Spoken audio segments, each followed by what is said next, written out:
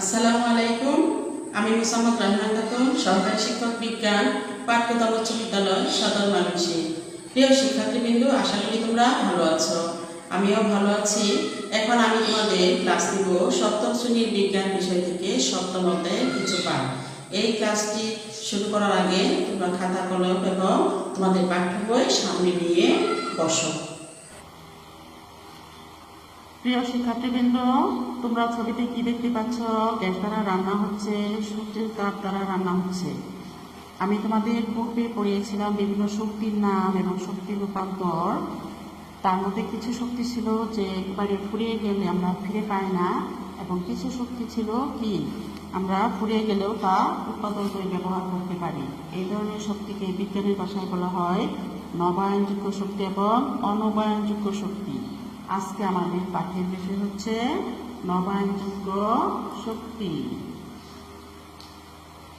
নবায়নযোগ্য কথাটির অর্থ হলো যে শক্তিকে নবায়ন করা যায়, অর্থাৎ কোনো জিনিস ব্যবহার করে শক্তি উৎপন্ন করে পুনরায় ওই জিনিস দ্বারা আবার শক্তি উৎপন্ন করা যায়। আর নবায়নযোগ্য শক্তি হলো যে শক্তি উৎসকে বারবার ব্যবহার করা যায়। এসব শক্তির মধ্যে সৌরশক্তি, বায়ুশক্তি, বায়োগ্যাস, পানির জল মাত্রা হচ্ছে নবায়নযোগ্য শক্তি। তাহলে আমরা আজকে পাঠের থেকে আমরা কি শিখবো? দেখো, নবায়নযোগ্য শক্তি কি তা তোমরা বলতে পারবে, নবায়নযোগ্য শক্তির সুবিধা বর্ণনা করতে পারবে, নবায়নযোগ্য শক্তির সীমাবদ্ধতা বলতে পারবে। এই যে পূর্বের ছবিটি দেখেছো তোমরা, গ্যাস দ্বারা রান্না হচ্ছে, সূর্যের তাপ দ্বারা রান্না হচ্ছে। এই যে দেখতে পাচ্ছ সৌরশক্তি দ্বারা রান্না হচ্ছে। এই শক্তি যদি ফুরিয়ে যায় তাহলে আমরা কি এই শক্তিকে আবার উৎপন্ন করে পুনরায় ব্যবহার করতে পারব।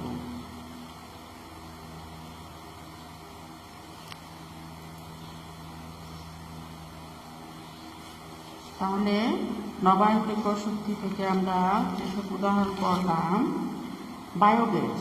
বায়োগ্যাস কি দ্বারা তৈরি করা হয়? গরু, ছাগল, ঘোড়া, মহিষ, হাঁস, মুরগির বীজটা, এছাড়াও প্রাণিজ সার, উদ্ভিদ উপকরণ ব্যবহার করে এই বায়োগ্যাস তৈরি করা যায়। এই বায়োগ্যাস পুড়িয়ে যে তাপ পাওয়া যায় তা থেকে রান্নাসহ বিভিন্ন কাজ করা যায়। আদিম মানুষ বায়ুকে ভয় পেত। সভ্যতার ক্রমবিকাশে মানুষ এর সাহায্যে চক্র ঘুরিয়ে কুয়া থেকে পানি তুলতে পারে। কৃষিতে ইহার ব্যবহার রয়েছে, যেমন কৃষি সেচ, জব, গম ভাঙানো যায়, আখ মাড়াই করা, ধান কাটা, খড় কাটা ইত্যাদি কাজও এই বায়ুশক্তি দ্বারা করা হয়। এছাড়াও বায়ুশক্তি দ্বারা উল্ট মিল বা বায়ুবল ব্যবহার করে কাঠ চেরার মতো কঠিন কাজও করা হয়ে থাকে। এই যে বায়ুশক্তি, এটি পরিবেশ বান্ধব। অন্য অন্য শক্তি পরিবেশের জন্য কিছু ক্ষতিকর দিক রয়েছে, কিন্তু বায়ুশক্তির কোনো ক্ষতিকর দিক নেই। তারপরে একটি নবায়নযোগ্য শক্তি হলো পানির জোয়ার ভাটা। পানির জোয়ার ভাটাকে কাজে লাগিয়ে তড়িৎ উৎপাদনের চেষ্টা চলছে। এরপরে হলো নবায়নযোগ্য শক্তি হলো সৌরশক্তি। এর রূপান্তর সম্পর্কে তোমাদের আমি পূর্বে ধারণা দিয়েছিলাম, এখন আবারও বলছি, সবাই মনোযোগ দিয়ে শোনো। এই সৌরশক্তিকে আমরা বিভিন্ন কাজে ব্যবহার করতে পারি।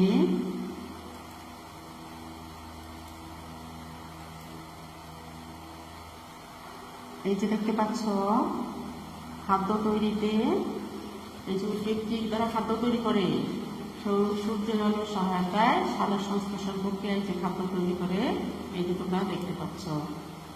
জীবনের জন্য তথা ভিটামিন ডি লাভে আমরা জানি সূর্যের আলোতে ভিটামিন ডি থাকে।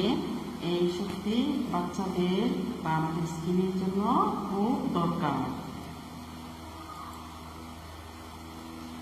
এই যে ডাল শুকানো হচ্ছে রোদ্রে, মরিচ শুকানো হচ্ছে, এই যে আচার, এগুলো সৌরশক্তি দ্বারা অর্থাৎ সূর্যের তাপে ডাল, মরিচ, আচার ইত্যাদি আরও অনেক কাজ করা যায়। এগুলো দ্বারা খাদ্যদ্রব্য বা বিভিন্ন বস্তু শুকিয়ে অনেক দিন সংরক্ষণে রাখা যায়। এই যে দেখতে পাচ্ছ, শীত প্রধান দেশে বাড়িঘর গরম রাখার জন্য সৌরশক্তি ব্যবহার করা হয়। এই যে সুটকি দেখতে পাচ্ছ, ইহা বিভিন্ন চিটাগাঙে দেখা যায় এবং বাড়িতে অনেক সময় অনেকেই আমরা মায়েরা করে থাকেন সুটকি তৈরিতে। সুটকি অনেকদিন সংরক্ষণে রাখা যায়। কাপড় শুকানো, এটা আমাদের নিত্য নৈমিত্তিক ব্যাপার। তোমরা দেখতে পাচ্ছ কাপড় শুকানো যায়।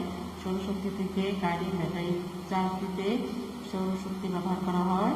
এই যে দেখতে পাচ্ছ গাড়ি সৌরশক্তি গাড়ির ব্যাটারি হিসেবে ব্যবহৃত হচ্ছে বা ব্যাটারিতে চার্জ দিতেও সৌরশক্তি ব্যবহার করা হচ্ছে।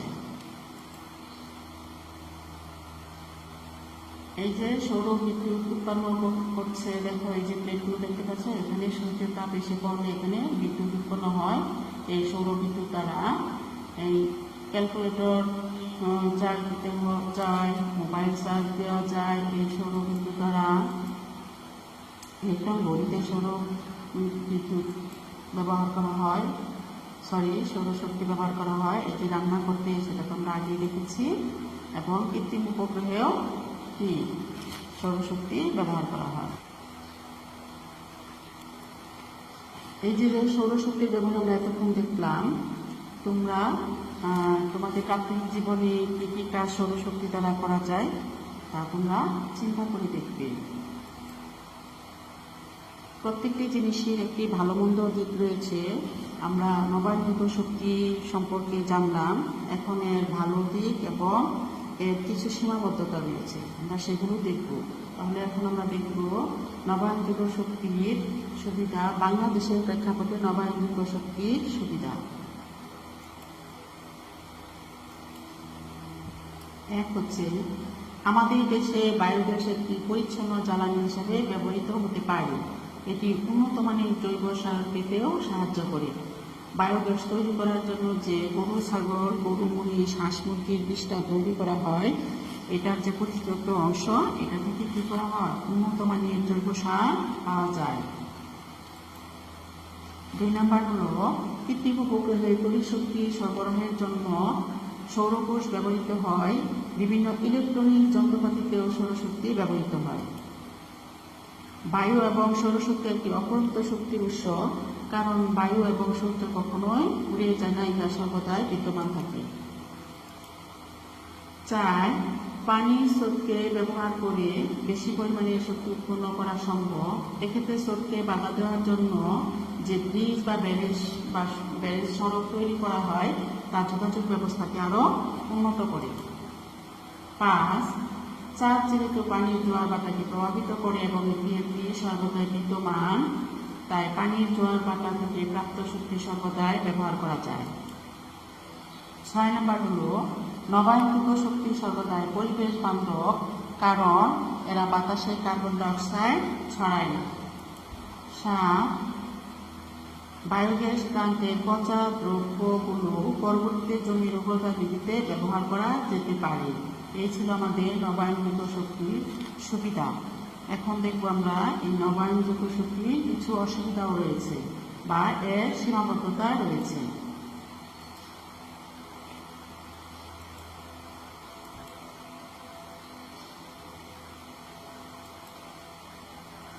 নবায়নযোগ্য শক্তির সীমাবদ্ধতার মধ্যে 1 নম্বর হলো, বায়োগ্যাস থেকে যে বিদ্যুৎ পাওয়া যায় তার পরিমাণ কম। আমরা সচরাচর যে বিদ্যুৎ ব্যবহার করি তার চেয়ে বায়োগ্যাসের থেকে যে বিদ্যুৎ পাই তার পরিমাণ কম হয়।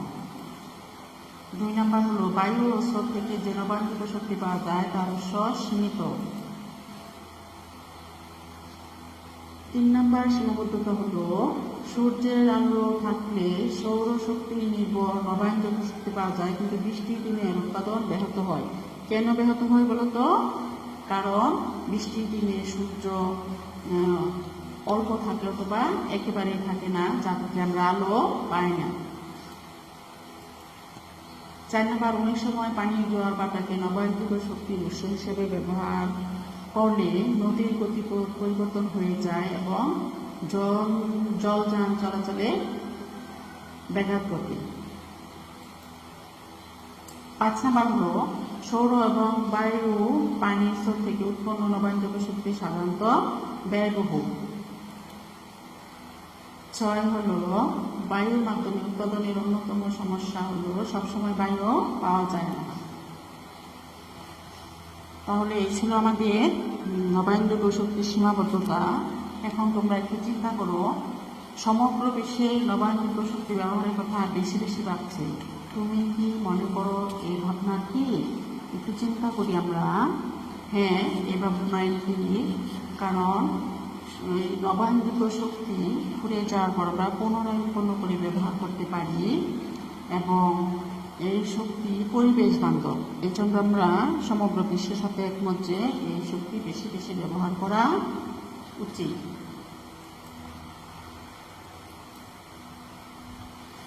এতক্ষণ আমি তোমাদের পড়ালাম নবায়নযোগ্য কথার অর্থ কী, নবায়নযোগ্য শক্তি কী, নবায়নযোগ্য শক্তির বিভিন্ন উৎস কীভাবে তৈরি করা যায়, ব্যবহার, এবং তার মধ্যেও ছিল নবায়নযোগ্য শক্তির বাংলাদেশের প্রেক্ষাপটের সুবিধা এবং কিছু সীমাবদ্ধতাও ছিল।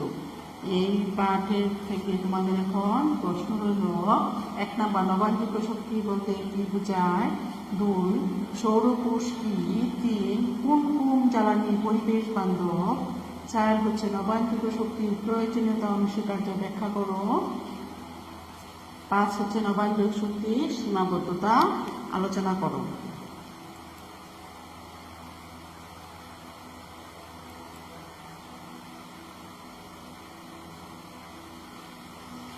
আজকে এই পাঠ থেকে তোমাদের বাড়ির কাজ রইল, তোমরা বাড়ির কাজটি খাতায় লিখে নাও। বিভিন্ন নবায়নযোগ্য শক্তির ব্যবহারের একটি তালিকা তৈরি করে আনবে।